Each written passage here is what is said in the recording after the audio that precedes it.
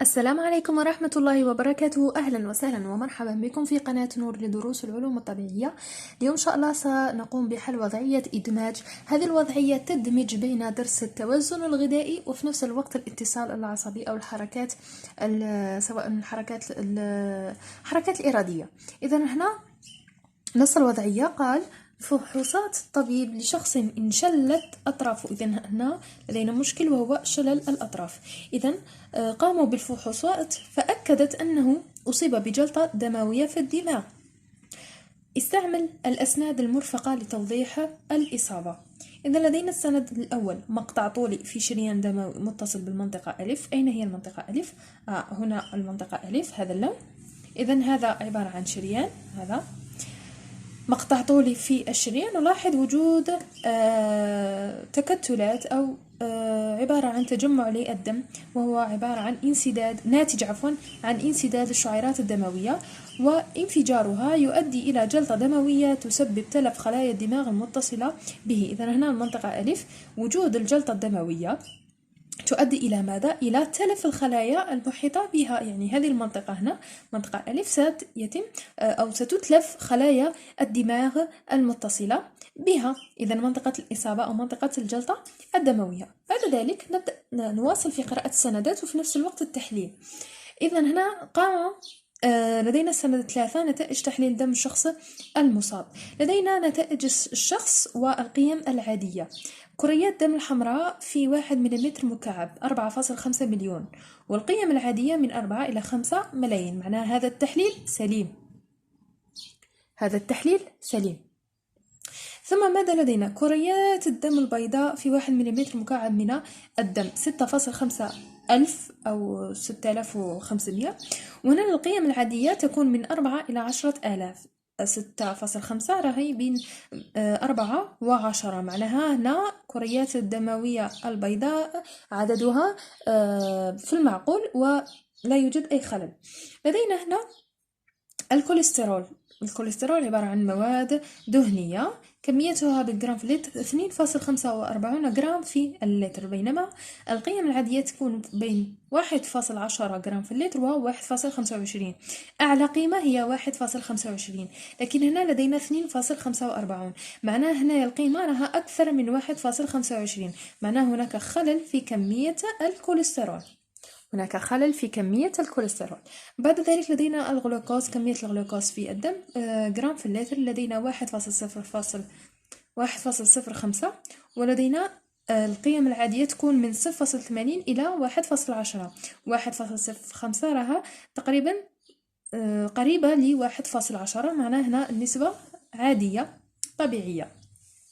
إذن هذا بالنسبة للجدول الثالث. هناك خلل فقط في كمية الكوليسترول. نقرأ التعليمات أو السند الثاني: رسم تخطيطي لمظهر جانبي للدماغ. ثم بعد ذلك إلى التعليمات: اعتمادا على معارفك وما جاء في السياق والأسناد المقدمة أجب على ما يلي. لدينا أول شيء: بين سبب انسداد الشرايين الدموية. إذن هنا سبب انسداد الشرايين الدموية. نعيد قراءة السياق والسندات حتى نجد الحل. فحوصات طبيب لشخص انشلت أطرافه أكدت أنه أصيب بجلطة دموية في الدماغ AVC. استعمل أسناد المرفقة. إذا هنا لا يوجد تقريبا أي سبب لانسداد الشرايين الدموية. ثم قال: انسداد الشعيرات الدموية. إذا هنا لدينا كلمة انسداد الشعيرات الدموية ربما تفيدنا. يؤدي إلى جلطة دموية تسبب تلف خلايا الدماغ المتصلة بها. إذا هنا لربما تأثير الانسداد على خلايا الدماغ. لم نجد لحد الآن السبب. منطقة الإصابة ومنطقة الجلطة الدموية كذلك لا توضح لنا السبب. هذا حتى نتعلم استخدام السندات المناسبة. ثم بعد ذلك لدينا السند الأخير والسند رقم 3: عدد كريات دموية الحمراء سليم، عدد كريات دموية البيضاء سليم. الكوليسترول هنا كمية الكوليسترول غير سليمة. الغلوكوز كمية عادية. بينما هنا في الكوليسترول في الدرس التوازن الغذائي تعلمنا أو تطرقنا إلى أن ارتفاع نسبة الدهون تؤدي إلى تراكمها على مستوى الشعيرات الدموية. إذا عندما تتراكم الدهون بنسبة أو بكمية كبيرة في مستوى جدران الشعيرات الدموية يتسبب زيادة نسبة الكوليسترول في انسداد هذه الشعيرات. لأن ماذا؟ لأنها ستمتلئ كلها أو ستمتلئ جدرانها بالكريات الدموية، ثم فيما بعد ستنفجر هذه الكريات تنفجر هذه الأوعية الدموية أو الشعيرات الدموية، فيؤدي ذلك إلى انسدادها، يؤدي إلى تلف خلايا الدماغ. أعيد: تراكم الكوليسترول أو الدهون بكمية كبيرة في الشعيرات الدموية يؤدي إلى انسدادها. لماذا؟ لأنها تراكمت بشكل كبير، وهذا الانسداد يؤدي إلى انفجار الشعيرة الدموية. لماذا؟ لأنها تصبح غير قادرة على تمرير الدم، فبالتالي ينفجر هذا الشعيرة الدموية، أو هذه الشعيرة الدموية ستنفجر وتؤدي إلى تلف خلايا الدماغ. لماذا؟ لأنها هنا موجودة في مكان وجود الخلايا الدماغية، فيؤدي ذلك إلى تلفها. إذا هنا السند المستعمل هو السند 3. إذا نكتب الحل مع بعض. السؤال الأول قال: حدد سبب انسداد الشرايين الدموية. تحديد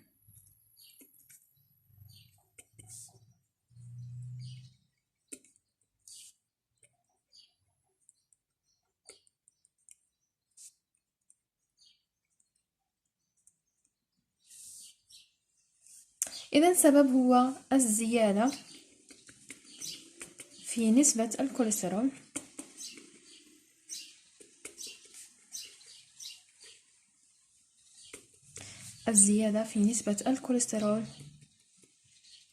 في الدم، إما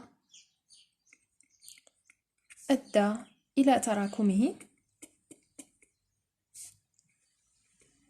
على مستوى الشعيرات الدموية،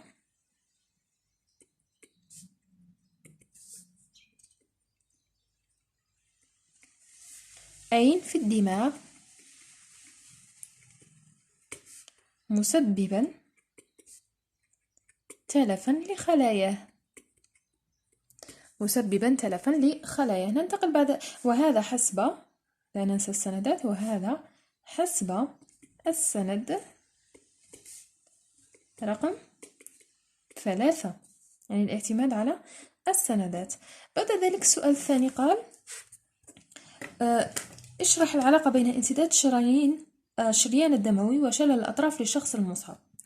إذا هنا لحد الآن ماذا تعرفنا على أن انسداد الشعيرات الدموية وانفجارها يؤدي إلى الجلطة الدموية تسبب تلف خلايا الدماغ المتصلة بها. إذا هذا أول سند سنستعمله. ثم بعد ذلك هنا هذا السند لن يهمنا في هذه الحالة، نستعمل السند 2. نلاحظ السند 2 لربما سينفعنا. إذا هنا لدينا منطقة الإصابة هي منطقة ألف. هذه المنطقة ألف ماذا تمثل؟ تمثل السطح الحركي أو المركز العصبي الحركي. تمثل مركز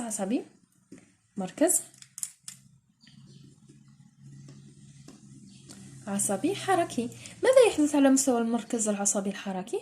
على مستواه يتم توليد الرسالة العصبية الحركية.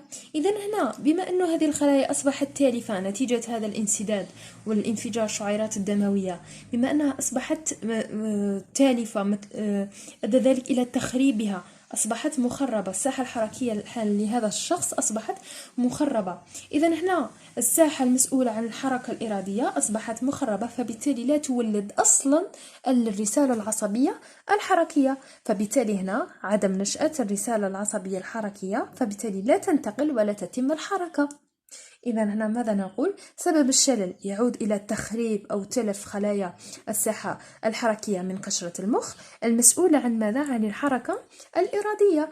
وهذا التلف ناتج عن ماذا؟ ناتج عن انفجار الشعيرات الدموية. إذا هنا أدى ذلك إلى تلف الخلايا وعدم نشأة الرسالة الحركية. إذا 2 شرح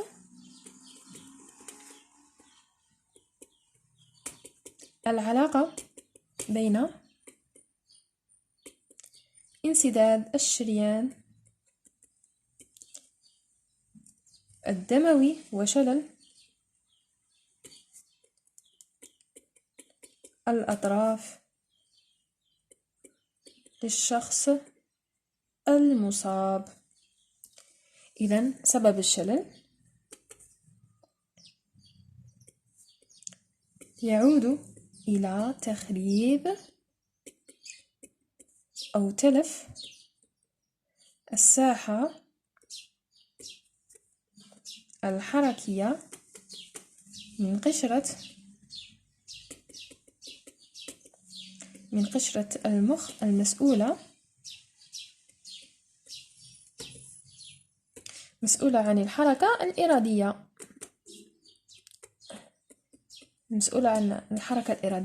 على مستواها، يعني على مستوى هذه الساحة الحركية، على مستواها تتم نشأة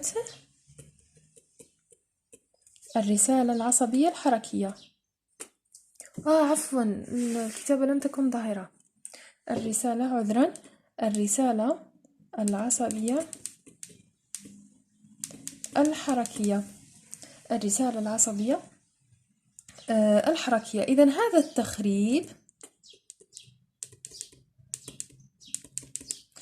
التخريب ناتج عن انسداد الشعيرات الدموية وانفجارها، مما أدى إلى جلطة دموية